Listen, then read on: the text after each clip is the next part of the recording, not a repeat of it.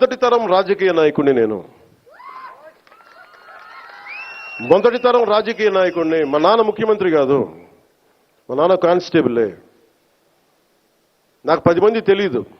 ఈ వేదిక పైన ఉన్న పెద్ద అధికారులు ఐఏఎస్లు అంటే నాకు భయం వేస్తుంది. నాకు పెద్దది ఇంకా నేను చిన్న ఉద్యోగ కొడుకుని కదా. మా నాన్న ఏం చెప్పాడు, చిన్నప్పుడు వచ్చారు దొరగారు వచ్చారు, ఇంట్లోంచి భోజనం పంపించాలని చెప్పాడు. మాకు ఐజీలు అంటే దొరగారు మాకు, మా ఇళ్లలో.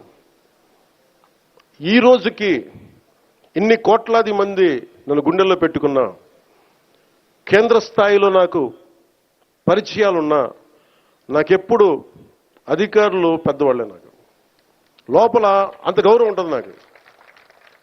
కానీ గౌరవం నిలబెట్టుకోవాల్సిన అవసరం కూడా అధికారుల మీద ఉంది. ఎందుకంటే నేను ప్రజల కోసం పనిచేస్తాను. అందుకని ఈ బాధ్యతని అందరూ చేయాలి. ఎందుకంటే నేను ఈవ్ టీజింగ్ అనేది నాకు చాలా చిరాకు. నిస్సహాయ స్థితిలో ఉన్న ఆడపిల్లల్ని వేధించడం అనేది మగతనం కాదు. అది మీరు మగతనం కావాలంటే జిమ్నాస్టిక్స్కి వెళ్ళండి. మీరు మగతనం ప్రూవ్ చేయాలంటే దేశం కోసం ఒళ్ళుంచి ఆర్మీలో జాయిన్ అవ్వండి. ఆడపిల్లల్ని ఏడిపించి అది మగతనం అంటే తొక్కి నారత్తిస్తాం, పిచ్చ పిచ్చ వేషాలు వేస్తాం. ఎందుకంటే ప్రతి ఇంట్లో ఆడపిల్లలు ఉన్నారు. తల్లి లేకుండా మనుగడ లేదు సృష్టిలో. మీరు ఆడబిడ్డలకి పోలీస్ శాఖ కూడా నేను చాలా బలంగా చెప్తా ఉన్నాను, ఇంకొకసారి నాకు ఈవ్ టీజింగ్ అనేది నాకు కనిపించకూడదు పిఠాపురంలో. This is my directive. ఎందుకంటే నా నియోజకవర్గాన్ని నేను సవ్యంగా చేసుకోలేనప్పుడు,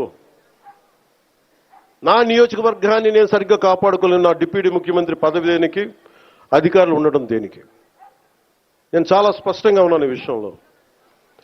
వీళ్ళను కొడితే క్రిమినల్స్కి కాస్ట్ లేదు, గుర్తుపెట్టుకోండి. తప్పులు చేసి కులాల వెనక దాక్కుంటే బయటికి తీసుకొస్తాం, గుర్తుపెట్టుకో. కులాల వెనక దాక్కోకండి. వాళ్ళు క్రిమినల్స్కి కులం లేదు, ప్రజాప్రతినిధులకి కులం లేదు. We are very clear about it. చాలా స్పష్టంగా ఉన్నాను దాని మీద. ఈయన కొడితే మాకు ఓట్లు పోతాయి. నేను అధికారులందరికీ చెప్తా ఉన్నాను, సార్ ఈయన అరెస్ట్ చేస్తే ఓట్లు పోతాయి. హిందువులకు ఓట్లు పోతాయి. ఎవరు వెనకేసుకొస్తారు వీళ్ళని? నేనైతే వెనకేసుకురాను. మా కూటమిలో ఉన్న నాయకులు ఎవరు వెనకేసుకురారు. ఒకళ్ళు వెనకేసుకొస్తే సరిదిద్దుతాం. అంతేకాని నిస్సహాయంగా పవన్ కళ్యాణ్ బిడ్డలు బాగానే ఉంటారు, వాళ్ళు నాన్న రక్షించుకోగలరు. ఒక సగటు మనిషి, సగటు క్లర్క్, సగటు క్లాస్ 4 ఎంప్లాయ్, వాళ్ళని కదా సంరక్షించాల్సింది మనం. విఐపి ట్రీట్మెంట్ ఆగాలి ఇక్కడ. సగటు కామన్ మ్యాన్ ట్రీట్మెంట్ పెరగాలి. అది తిరుమలలో కావచ్చు, సగటు జీవితంలో కావచ్చు. ఇలా కాకుండా కూర్చోబెట్టి పోలీస్ 6 నెలల హనీమూన్ పీరియడ్ అయిపోయింది. హనీమూన్ పీరియడ్ అయిపోయింది అందరికీ, నాతో సహా. నాకు కూడా ఇంక లెర్నింగ్ కూర్చోబెట్టి రివ్యూస్ అని వదిలేశాను. నేను నుంచో చోట రివ్యూ చేస్తాను, అవసరమైన చోట నిలబడతాం. కానీ రాష్ట్రం అంతా తిరుగుతాం, మన పిఠాపురంతో మొదలు పెట్టుకొని. మీరు నన్ను నమ్మి గెలిపించారు, మీరు నన్ను, నేను మీకు నిలబడతాను, గుర్తుపెట్టుకోండి. మీరు నాకు ప్రోగ్రెస్ ఇవ్వండి, నేను మళ్ళీ పని చేసే ఓట్లు అడుగుతాను. కానీ ఈ లోపల మటుకు నాకు మీరు జేజేలు కొట్టండి, ఆటోగ్రాఫ్లో నేను ఇవ్వకపోవచ్చేమో, కానీ మీకు పని అయితే ఉళ్ళు ఉంచి పనిచేస్తాను. మీరు మొత్తం 5 సంవత్సరాల పాలన అయిన తర్వాత ఇంకొకసారి ఇతనికి ఎమ్మెల్యేగా అవకాశం వచ్చింది ఇవ్వండి.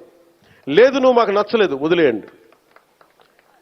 మీరు నేను అంత నిక్కచ్చిగా ఉన్నాను, నాతోటి నేను అంత నిక్కచ్చిగా ఉన్నాను.